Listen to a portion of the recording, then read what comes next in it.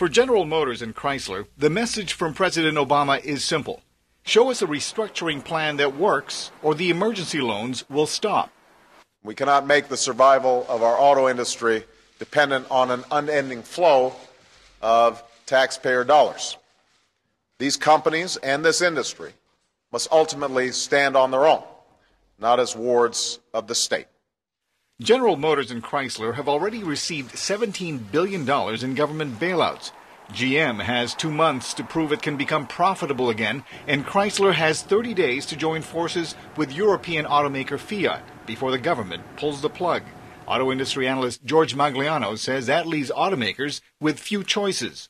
I think the whole message that comes out is that unless we get movement, a lot of movement, from on the GM side or the Chrysler side, that these companies are going to have to go into court and declare Chapter 11. Okay, that's a structured bankruptcy of some sorts, and they're pushing them to that. We will do what it takes.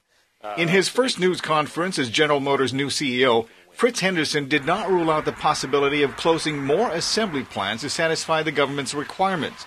But unless GM gets new concessions from creditors and labor unions, Henderson says bankruptcy protection is a valid option.